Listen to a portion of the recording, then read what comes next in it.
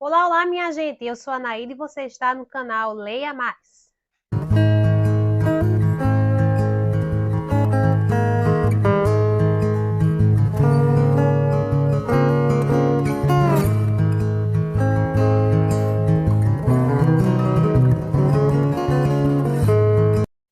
Hoje nós vamos falar sobre um livro que ele é bem polêmico e ele foi divisor de água na vida do seu escritor. Olha só, esse livro ele foi para mim assim uma das maravilhas que eu descobri nessa leitura, porque eu nunca tinha lido um livro que me fizesse pensar tanto. E eu estou falando de Demian do Hermann Hesse. Hermann Hesse. Então, por quê? Por que que esse livro ele foi assim polêmico e foi um divisor de água na vida do escritor? Porque o Hesse escrevia de uma forma e depois desse livro ele passou a escrever de outra e depois desse livro foi que ele se tornou conhecido. Então, pegando aqui a minha colinha, eu vou começar a dar alguns pontos desse livro para vocês. Primeiro, o narrador, ele é em primeira pessoa. O personagem principal é quem narra essa história. Segundo, o gênero desse livro, ele é um romance de formação, então, logo, seria muito coerente, né, o personagem principal narrar a sua própria história. O famoso Bildungsroman. E terceiro, a complexidade desse livro. Por quê? Porque ele é um livro extremamente filosófico, ele abrange aspectos de conflitos internos muito fortes dentro dessa obra, a moto passando.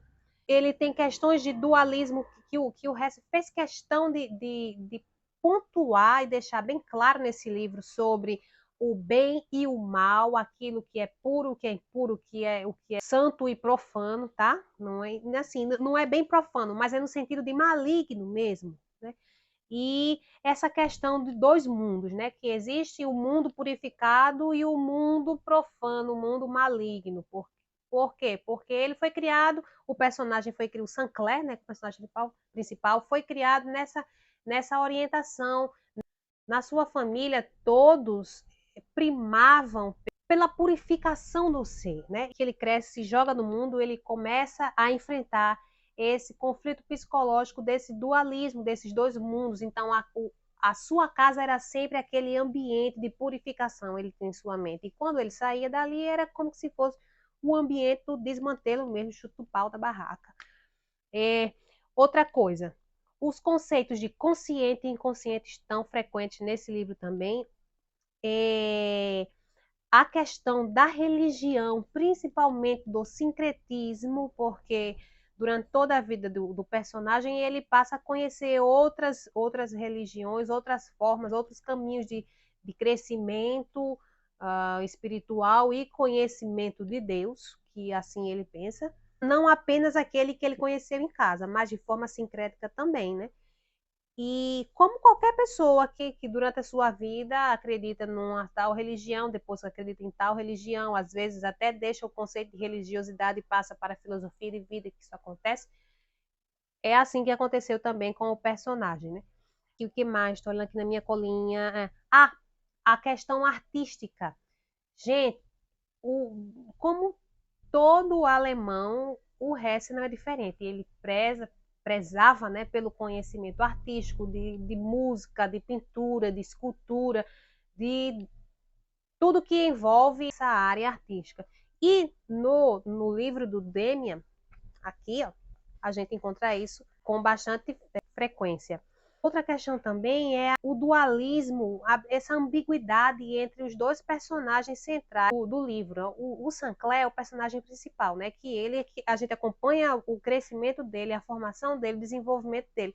Mas junto a ele existe o Demian, que o Demian tem aqui nesse livro um papel de mestre, porque tudo que o Sancler faz é como se convergisse para a vida do Demian. Então, quando ele era pequeno, era o Demian que defendia ele, porque eles se conheceram de nada na escola e o Demian mais velho, ele mais novo, ele se entrou numa encrenca e o Demian que foi resolver a parada. O processo de aproximação deles começou aí e depois na escolha do curso, no gosto musical, artístico, cultural que o Sancler foi desenvolvendo, tudo tinha um pouco de influência do Demian. Então, o Demian era o mestre do Sancler no sentido original da palavra, no sentido grego. Por isso que aí está o dualismo, porque o Hesse não deixa claro se de fato acontecia uma relação entre os dois ou não, né? Eu acho mais que não acontecia essa relação, porque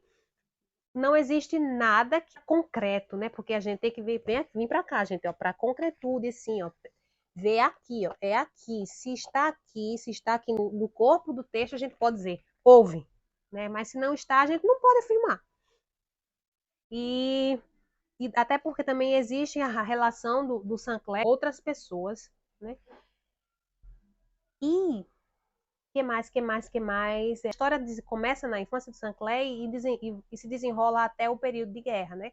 Esse livro foi escrito em... Ele foi publicado, na verdade, em 1919. Viu, galera? Aqui... E o que mais? Deixa eu ver o que eu posso falar aqui para vocês sobre essa leitura. Eu acredito que em questões de teoria, a gente fica mais por aqui mesmo, do contexto, né? Da parte técnica da coisa. Sobre o enredo, não posso falar muito, só posso dizer que ele é um romance de formação, passa pela infância, passa pela juventude e a fase madura do autor, porque se eu for falar que aconteceu isso, aquilo outro, vou estar dando spoiler aqui, né? Se bem que eu não me importo muito com spoiler, porque o spoiler, para mim, ele é o que define se eu vou ler ou se eu não vou ler, se eu vou assistir, se eu não vou assistir. Então, é assim. Eu prefiro ter o spoiler do que, às vezes, perder tempo fazendo uma leitura que não me acrescenta em nada ou assistir alguma coisa que não sirva nem de entretenimento para mim, porque cada um tem o seu estilo, né? E, e o seu gosto. Gosto é uma coisa bem pessoal. Mas isso é para mim, gente, tá? Essa questão do spoiler é minha, bem minha. Aí você vai dizer assim, ah, Nair, então quer dizer que isso é um preconceito, você não vai ler livros de outros gêneros. Leio sim, desde que eu possa tirar desse livro alguma coisa. Ah, então você está dizendo que a literatura tem que ter alguma serventia. Não, não, sim, o bom da literatura é não ter serventia. Mas, para mim, nesse momento, que é um momento de escrita, de produção, produção intelectual, não é tão interessante ficar lendo outras coisas que não acrescente e eu não possa usar.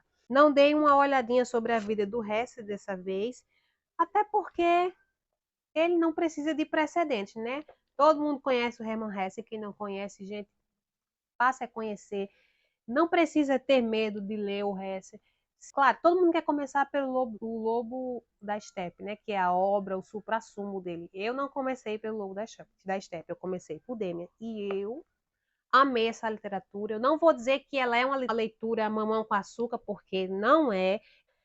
Ela exige da gente uma atenção maior, uma leitura dedicada, tá? Uma leitura concentrada. Você não vai conseguir ler isso aqui da mesma forma que você lê um best-seller, né? Não, não consegue, porque é preciso parar, pensar,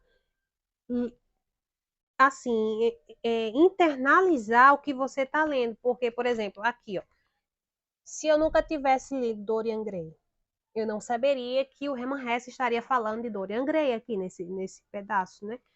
Mas porque ele não faz uma citação direta, ele não vai dizer assim, ah, no livro Retrato de Dorian Gray. Não, ele vai colocar lá a informação de forma indireta e você, com seus conhecimentos, você vai ter que enxergar isso aí. Então, existe um dialogismo? Existe um dialogismo. A obra conversa com outras, a obra conversa com outras obras, sim, de seu tempo, antes de seu tempo. E, claro, muitas vezes a obra conversa com outras que estão além do seu tempo. O autor pensou nisso? Não, não pensou. Mas, assim, a arte, ela imita a vida. Então, os temas humanos, eles costumam se repetirem. O que muda é a forma como o escritor aborda. Então, se você for um leitor desavisado, já não está mais desavisado. Você já está sabendo que para ler Demian, do Hermann Hesse, você vai precisar de disponibilizar um pouco mais de tempo, vai precisar disponibilizar, gastar um pouco mais, exercitar, na verdade, um pouco mais o seu intelecto. E o que você não conseguir entender, vai lá, pesquisa e vai buscar informação, porque você vai ter uma leitura consistente se você fizer isso, do que você simplesmente pegar esse livro e dizer assim: ah, não vou ler porque é difícil, precisa que eu pense muito, tem coisas aqui que eu não entendo e eu vou jogar e vou deixar de canto. Você vai estar perdendo uma excelente oportunidade de fazer uma excelente leitura e de crescer ainda mais intelectualmente, porque eu acho, no meu achismo, né, no meu pensamento de que toda leitura que a gente faz do Hermann Hesse, toda leitura que a gente faz que seja encorpada dessa forma, ela serve para a gente. Nosso aprendizado, nosso mundo se abre muito mais depois que você faz uma leitura dessa. É aquele famoso mito da caverna. Quem saiu da caverna e volta, nunca mais a sua mente vai estar do mesmo tamanho, né? Que a mente é aberta para o novo conhecimento jamais voltará ao seu tamanho anterior. Então, é isso. Eu vou ficando por aqui e curta esse vídeo, comente esse vídeo, se você puder compartilhar, dividir essas informações com mais alguém, se você achou interessante, claro, faça isso, não custa nada e você me ajuda. E até já. Tchau!